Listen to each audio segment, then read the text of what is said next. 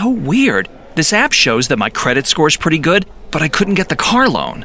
Are you using myfico.com? No, it's some other company. Oh, you should get a MyFICO account instead. FICO scores are the ones used by 90% of lenders, and other credit scores can vary up to 100 points. That would have been helpful yesterday. Get the scores lenders use. Get the right FICO credit score for your credit goal, including your FICO scores used for mortgages, auto loans, and credit cards. Visit myfico.com or download the MyFICO app to get started today. Are you trying to get weight loss support through telehealth, but it feels overwhelming and rushed? Check out orderlymeds.com now. Orderlymeds.com was built to be different. Here, you connect with real doctors who take the time to understand your goals, review your eligibility, and guide you through a plan that's right for you.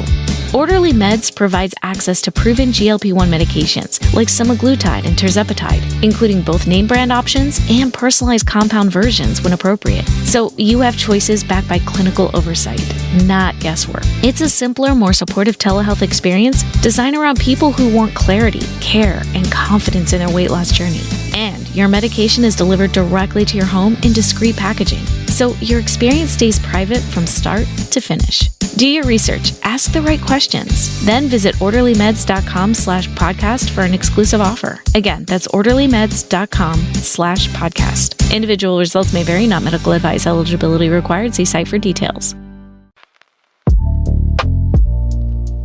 Welcome to CJ Moneyway Media, a storytelling platform built brick by brick, where conversations become lessons and experiences become perspective. This is the mindset of a panther, moving with patience, discipline, and purpose. From podcasts to books to media storytelling, CJ Moneyway brings voices, journeys, and real conversations to the forefront. You're now listening to the CJ Moneyway Show. What's up, my good people? Welcome to the CJ Moneyway Show, powered by CJ Moneyway Entertainment and the Believe Network, where we explore the stories behind leadership, resilience, creativity, and legacy. Today's conversation takes us into the world of storytelling, but not just fiction. Stories that challenge us, stories that reveal truth, stories that remind us what home really means.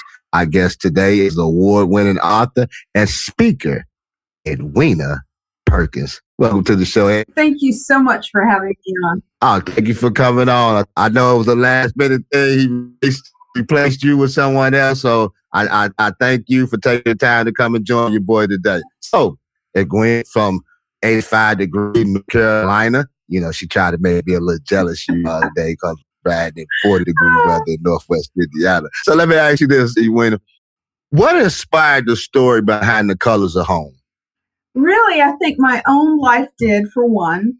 But I had gone to a writer's conference and was talking with someone who asked me if I could read anything, what would it be? And I thought about it and I went, I'm not sure it's been written. And he said to me, then write it.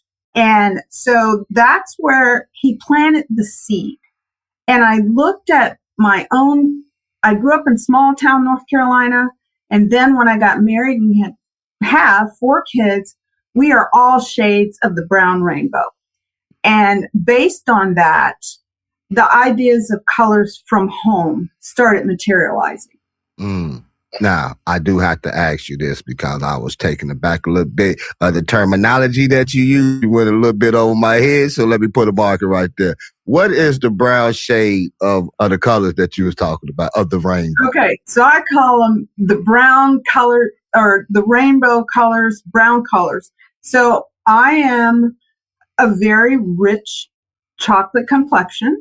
My husband is fair because he is mixed race. So our oldest looks like she came from India. Our second one, a son, so our daughter looks like she came from India. Our firstborn son looks like he could almost pass as white. Then we have twins.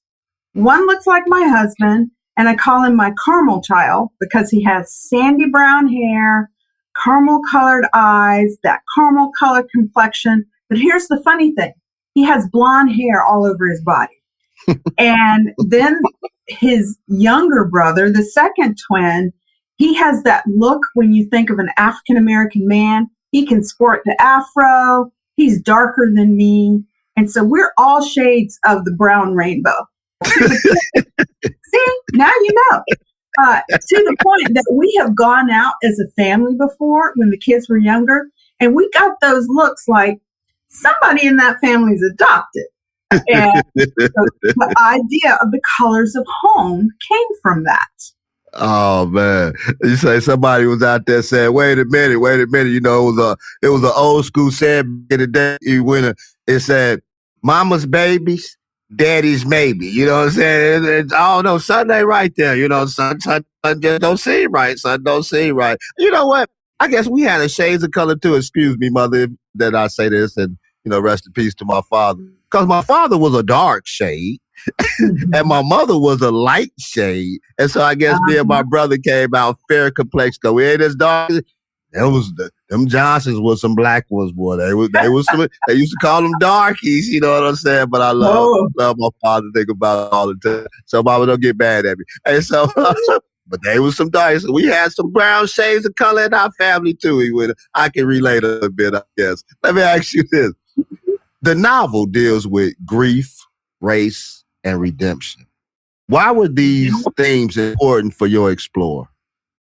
They were important to me because I've dealt with grief like most people, but my birth mother died when I was 14. And I knew who she was, but I didn't really have that relationship with her. So I was raised by my grandparents that I call mom and dad, but at the same time, I grieved over not connecting with that birth mother. And the whole thing with race, I kind of touched on it, I think a little bit. I grew up in small town North Carolina. And, I grew up born in the 60s, mainly grew up in the 70s, telling my age there. And I dealt with some of this. My brother and I dealt with some of this. Our parents always told us that you judge the character, not the color of the skin. And because we had white friends, we were judged by our own people, our own black friend. Well, I call them friends, but the kids in our neighborhood didn't like it because we had white friends. And I saw things in that small town that I didn't realize how small-minded some of the people were until I went off to college. And I started thinking back on, wait a minute, this was a little bit old school. And so that's where that came, and the whole idea of redemption. And I teach on this when I speak at conferences is, and I say this in the book, hurting people hurt people, but somebody has to take the first step. And that is something when you look at the issues of race, both sides are hurting. But somebody has to take the first step and realize they can still get hurt, but you don't quit. And that's in the book. I like that. Somebody got to take the first step. As you say, like the old school saying used to go, somebody got to be the bigger man. Somebody got to be the bigger man. Whether you got to put your pride and your ego to the side, because in life is more important things than than the division and things that's going on in life. And a lot of that, we missing it because we, blindsided for what we see. But there's a bigger picture to life than that. Yes. You know what I'm saying? And we talking everlasting life. He say, love thy neighbor as I love thyself. So that's very key. So I agree with you on that one, Edwina. So let me ask you this. Ebony's journey is deeply emotional. What does her story represent for readers? Real life. I think it represents real life. We walk through life and it's not with rose-colored glasses.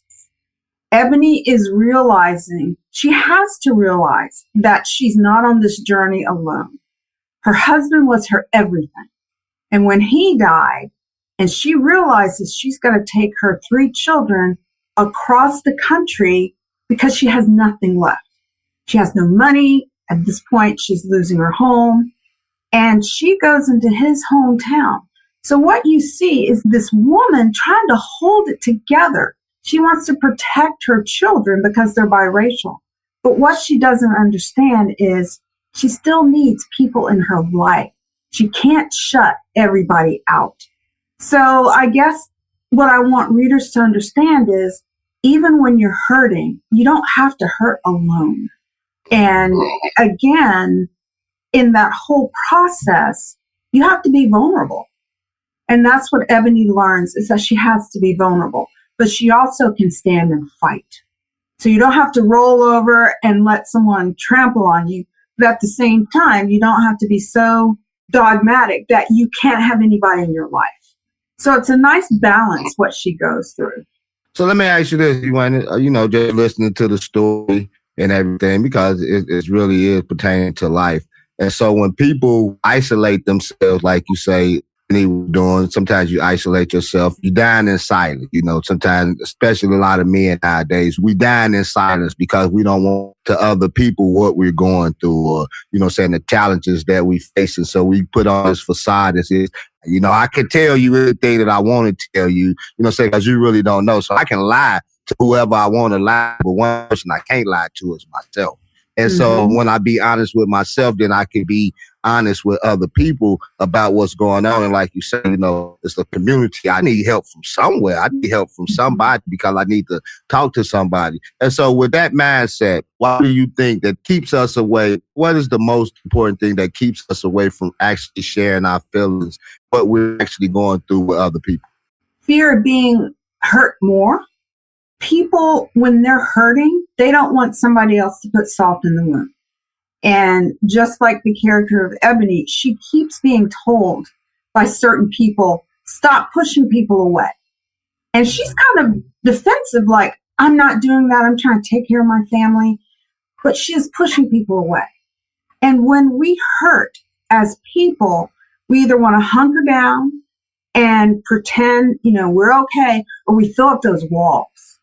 And when you throw up the walls, everyone's looking into your glass house and you look good to them, but you've kept them at bay. And so I think what people, in my opinion, need to realize is that Band-Aid has to come off. And it's easier to rip it off than just to let it linger. And ripping it off means that vulnerability. And also use wisdom, because you can't be vulnerable with everybody. You have to use wisdom as to who you're opening up to. It's got to be someone you trust. But the bottom line is you still need to do it. When you were explaining that story, you made me think back to a biblical story where the Lord said that the prophet came to her and asked her a question. She said, well, me and my son, we going to bake these cakes and we going to die. And he told her to give him one first, or whatnot. And then her house was blessed. I was listening to you because sometimes one track minded and get so focused, like you say, she just wanted to take care of kids. That's the only thing that mattered. And so it might have always been help that could have been provided. But as you were saying, we push people away because we just focus on this one thing. And when life gets spirals out of control and we feel like we don't have no control of it or a grip on it, we feel like it can't be fixed. But I'm a full believer that there is someone who can fix it, because they say that he knows our down sitting, that he knows our upbringing. He is the author and finisher of our life. And they finish because we say that it's finished when he say that it's finished. And so you just made me know what I was you were telling the story of your character. I am mesmerized by your storytelling, but I'm hating the 85-degree weather in your life. So let me ask you this question. Destiny's character brings a unique perspective to the story. Why was it important to include her voice? Destiny's voice was important for me to include because I have worked with children primarily who deal with certain handicaps. And when I was in college, I loved working with children who experience Down syndrome. They're the most loving, forgiving individuals you can imagine. And Destiny, what I love about her character is her name is twofold. Her name is Destiny, but they're having to move to a new destiny to find home. And I love how she lightens a situation. She is genuine. She's sensitive to her siblings, to her mom. It's like that innocence that needed to be put into the story and give perspective. Like when Ebony is going through a hard time, well, Destiny comes back with another perspective. And it kind of makes you stand back like, are there people in my life that, I'm looking at the glass half empty and they're looking at it half full, but yet we're looking at the same glass? Can't we share that? And that's what Destiny does. I like that. Hey, and y'all better be listening. If Miss Perkins even know this, she out here dropping Destiny continues changing destinies. Boy, that's a bar right there. And so let me ask you this. How does faith influence the way you approach storytelling? Faith plays a major role because without faith, there's not redemption.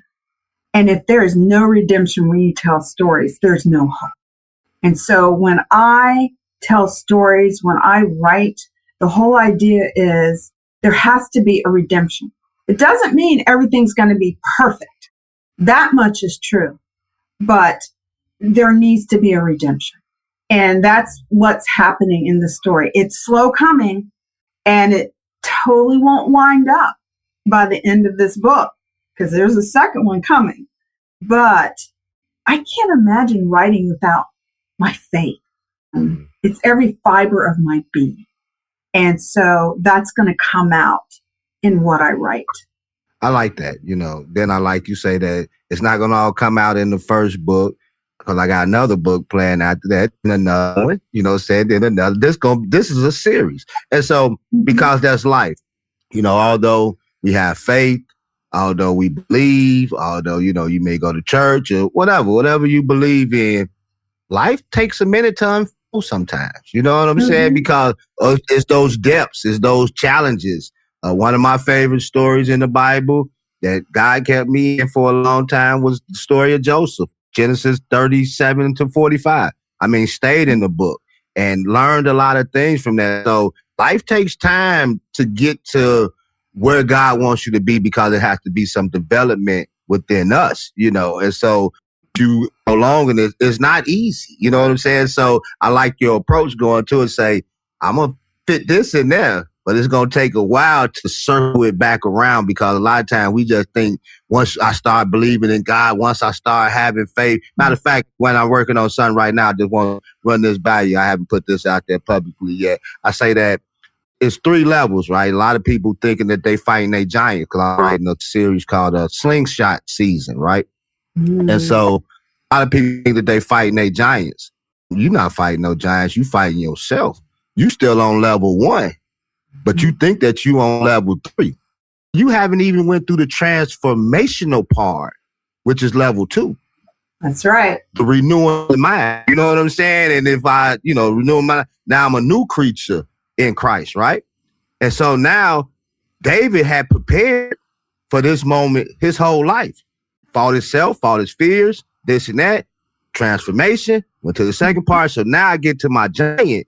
I'm not afraid of the giant. You know what I'm saying? I'm not afraid of him because I've already been through preparation. But a lot of times we get confused in life, because I'm thinking that I'm fighting giants. How can I fight a giant and I ain't never been through transformation? How can I fight a giant if I never even defeated myself, my fears? You know what I'm saying? Things of that nature. So I get it. I'm with you on it. Life is layers. You know what I'm saying? First, you defeat the first layer, and that's yourself. So let me ask you this, Edwina. What role does Christian fiction play in addressing difficult social issues? I'm going to give you my personal opinion on that. I don't think it plays enough of a role. And, you've got your Christian romance. I'm not knocking it. You've got other Christian stories. I'm not knocking it. But when you don't have diversity in your Christian stories, then you're not representing most of the world. And so when it comes to Christian stories, what I like is realism. It's fiction, but it gives me a taste of what's real. And that's one of the reasons I like to write it and I like to read it. Doesn't mean the ending's going to be a happily ever after. But if it gives me a satisfying ending for what the situation is, then I can accept that. And there's a couple of books that I've read that I'm like, I got to put this down because it's hitting me emotionally and I will pick it back up. But right now I can't. So when it comes to Christian fiction, I think we need to be aware of, we need more diversity, not just skin color, but I'm talking like Destiny, who has Down syndrome, like people who are physically dealing with issues. We can't ignore these people because they're a part of our world. And so with my story, with Ebony, she's going back to small town North Carolina with a father-in-law who has never liked her. And he's white, and he's grown up in the South. Spring cleaning doesn't have to mean a cabinet full of different products. With Simple Green All-Purpose Cleaner, one bottle does it all. From counters and appliances to walls, floors, carpet, and more. Simple Green gets the entire house clean. And it's concentrated, so you can dilute for different cleaning jobs and get more value out of every bottle. Available in original, lemon, or lavender scents. This spring, keep cleaning simple. Buy now at simplegreen.com. Simplegreen.com. And he wasn't happy that his son married a black woman. And even though they had been married 19 years, he still holds a grudge against Ebony. So she's not only moving her children, she's dealing with family issues on top of everything else, not just inside of her family, but outside family members. And that's real. I mean, I don't know anyone who has perfect family relationships. And that's part of what I want to read about. I want to read stories that, yeah, that could happen. And I think we need to make more steps toward that in Christian publication. I like that. This episode is brought to you by CJ Moneyway Media, where podcast ideas become platforms. Through the Moneyway Lab Masterclass, CJ shares real lessons from the lab for creators building their voices brick by brick. From powerful guest conversations to storytelling that inspires growth. CJ Moneyway Media is about one thing. Building legacy through stories. Learn more at cjmoneyway.com.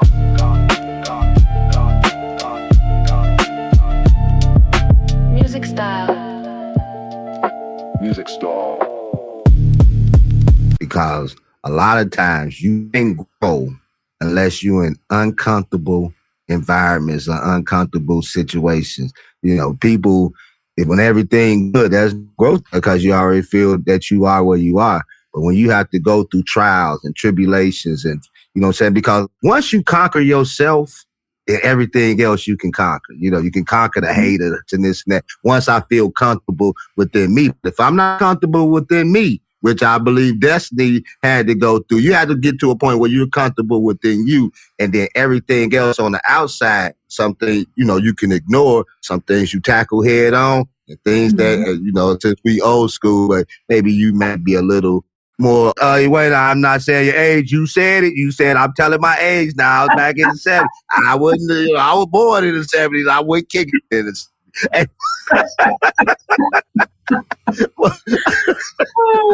I forgot. And so I forgot what I was saying. And so let me ask you this. I was born in 73. I went kicking it in 73. Oh, Lord, you're a baby. You're a baby. And so let me ask you this. As co-director of the Blue Ridge Mountains Christian Writers Conference, how do you support new writers entering the field? I love new writers. I'll just throw that out there. There's nothing like someone who actually says to me, I have no idea what I'm doing. Good. You're a clean slate. Let's get started. So how I support, it's mainly with this conference. We have a faculty number of about 60 agents, publishing houses, editors, and I can almost guarantee everyone who's there wants you to succeed as a writer. So we have workshops that are geared to the ones who don't even know why they're at the Writers' Conference, but they feel like God wanted them there. to those who are multi-published New York Times bestseller writers. As a writer, you need to constantly learn. So one of the things that I like to do with new writers is introduce the concept that it's not only the writing, but you need to understand the business side of it. You need to understand the terminology of stepping into publishing and talking with publishing houses. So I love getting them ready. And Blue Ridge is one of those conferences that does that. It's the largest Christian writers conference in the nation. And this year, I'm going to throw a plug, at the end of May, we're celebrating the 50th anniversary. So I tell everybody and anybody, if you're ever considering coming to Blue Ridge, this is the year to do it. And to come expecting God to do great things. You can come with your agenda, but come with your hands open. So with writing conference like Blue Ridge, and I teach at about 10 different writing conferences a year, I like working with writers and informing them where they can learn, how they can grow. Because my very first conference, I described it as I was thrown in the middle of the ocean and told to find land, and I couldn't even see land because there was so much I didn't know. And from that point on, as I got more involved, I thought, I don't want other writers to go through that, other newbies. So that's why I champion the Blue Ridge and really any Christian writers conference, but I definitely champion Blue Ridge. I like it. I like it. She say, he threw me in the lake and I couldn't see the land, but I kept on going.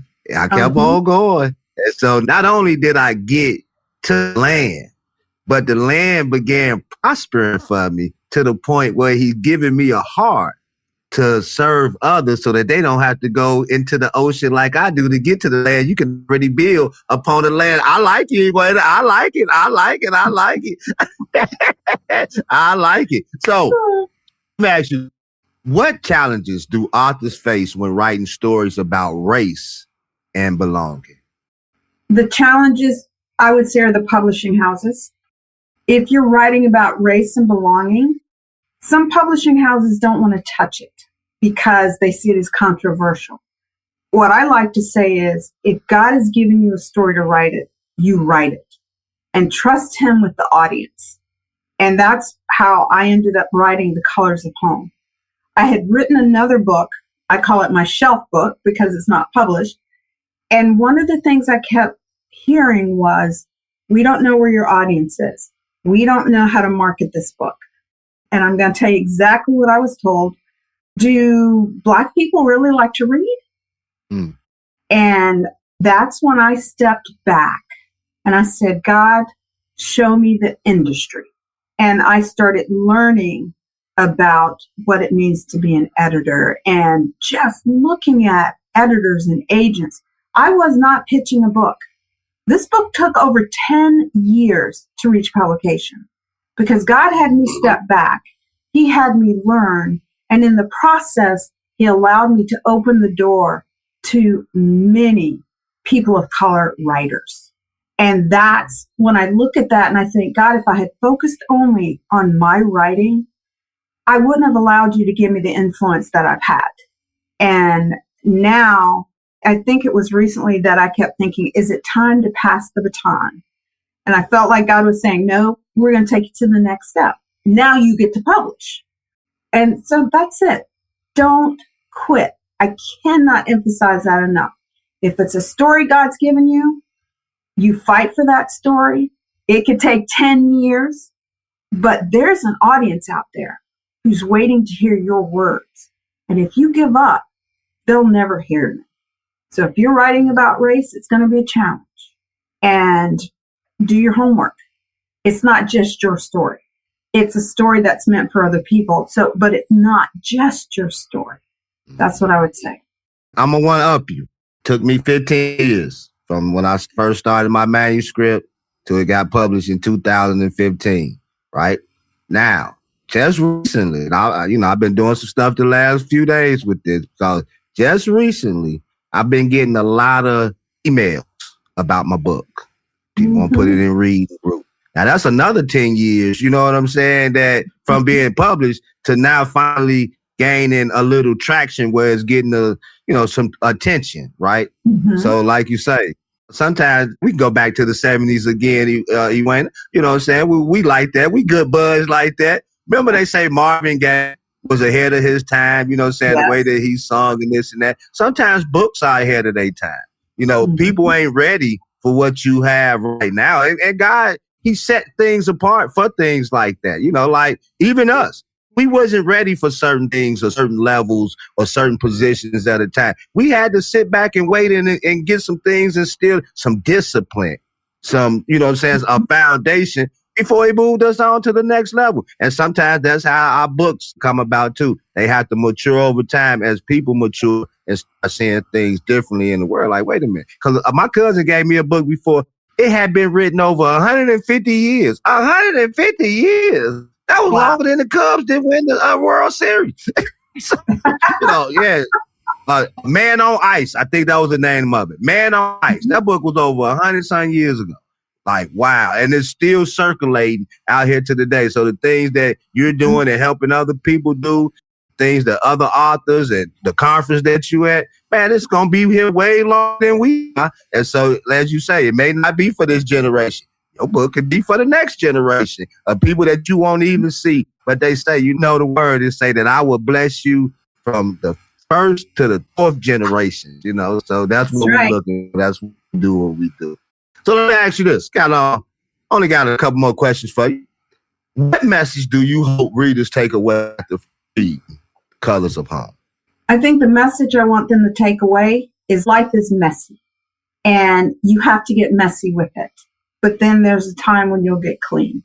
And so the message I want is one of hope. It's one of struggling through hard times, working through those struggles.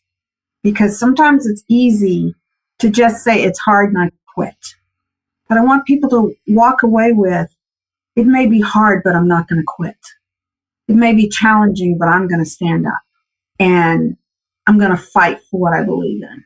And that's what I want people to do, is realize they can fight for what they believe in, but not destroy those around them. That's conquering yourself, because that's exactly what we do. If I'm unhappy, everybody around me gonna be unhappy, because I'm gonna cause chaos everywhere I go. And so you're affecting kids, you're affecting your wife, you're affecting your husband, you know, all of that, because you can't get control of self-discipline of yourself. And you got stuff inside of you that's ready to be put out, but I don't know. I'm listening to you, but that's life. You know what I'm saying? Life is not going to always be perfect. You know, everything's not going to go your way. Mr. You know who? I ain't going to say no name because I don't get in trouble. Everything's not going to go your way, man. You can't just go around just bombing everybody whenever you just feel like it because they hurt your feelings. So, for aspiring writers listening today, what advice would you give them about telling authentic stories? Before I tell them about how to tell authentic stories, I want to tell writers this, because the road is hard. And it was advice that someone gave me when I first started writing. And that is, as a writer, you must develop rhino skin and you will still bleed. And rhino skin is some of the toughest mammal skin out there. So one of the things that I would say when it comes to writing authentic stories, not everyone's going to believe what you're writing. When you bring in something that is unpleasant for some readers to read, they may not like what you have.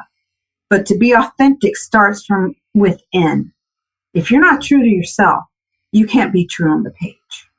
If you're not aware of what's going on around you, if you have closed those doors, then you can't speak for others in your community. And even if you're speaking of others outside of your community, do your homework. Don't make assumptions, because that's the only way you're going to be able to speak more authentically. If you write about someone in a different community outside of your own, they're going to know if you know them or not, and it's going to hurt you. They're going to tell their friends not to read your books. But when you look at writing with authenticity, you do your homework, you do your research, You start from within and you don't quit. That's a key phrase, everybody. She keeps saying that, so evidently that's the message to be told. Whatever you do, don't quit. God got you on a path to do what he wants you to do, but a lot of times not what I want to do, and so I quit. And then I complain about what I don't have, but I'm missing the point that God has given me what I need, but I quit. So Edwina is telling us, don't quit. Hey, so Edwina, before we get out of here, give us one last thing or one message that's on your heart that you would like to share with the audience before we leave. Writing is not done in isolation. You need a community to write. And not everybody in that community is going to get you and understand you. But you have to stay in it. Don't isolate yourself as a writer. You will not be as impactful as you could be. They get a team, you all. Where can we find your book? Where can we find, when this conference come out, where can we find you? Where can we get in contact with you? Well, that's easy. If you go to my webpage, it's edwinaperkins.com is how you can reach me. And my book is up for pre-order on Amazon. Right now, it's the Kindle version. You can order that now, and come March 31st, it will be uploaded to your device. But about a week before the book comes out, you'll be able to pre-order the paperback. And anyone who reaches out to me, I will tell you anything and everything you want to know about the conference. Matter of fact, on my webpage, I have in one of my blogs a list of conferences to consider attending. So it's not just one, but there's many. The main goal when you go to a conference is to learn and to grow. Learn and to grow. And that's one to grow on, you all. And I'm still jealous of the 85-degree weather in North Carolina because I'm rolling in 40-degree weather in Gary, Indiana. And so thank you for joining us on this episode of the CJ Moneyway Show. A special thanks to my special guest, Edwina Perkins, for sharing the heart behind the colors on and reminding us that telling stories, that storytelling can create powerful conversations about faith, grief, redemption, and belonging. If you enjoyed this conversation, make sure to subscribe, leave a review, and share the show with someone who would appreciate the message. Until the next time, it's your boy CJ Moneyway with the #1 selling author in North Carolina, Edwina Perkins. And until the next time, we out of here. Peace. You've been listening to the CJ Moneyway Show. Where real stories, real lessons, and real perspective come together. Remember, move with patience, move with purpose. That is the mindset of a panther. Until next time, keep building your legacy, brick by brick, by brick, by brick. Music style. If you love podcasts, you already know how to fit great stories into your busy day. So why not do the same thing with books? Everand is an affordable audiobook and ebook subscription that goes wherever you go. Your commute, your workout, your grocery run. No rearranging your schedule, no carving out reading time. Just hit play. For a limited time, new members get 2 free books when they start a free trial. Go to everand.com/listen to claim yours. That's everand.com/listen. Shop the Sherwin-Williams Memorial Day sale and get 30% off paints and stains May 15th through the 28th. Whether you're refreshing your interior or exterior, we've got the colors to bring your vision to life. And with delivery, getting everything to your door is easier than ever. Shop online to have it delivered or visit your neighborhood Sherwin-Williams store. Click the banner to learn more. Retail sales only. Some exclusions apply. See store for details. Delivery available on qualifying orders. If you like the show, please take a moment to rate, review, and subscribe. It really does help the show to grow. Thank you for listening.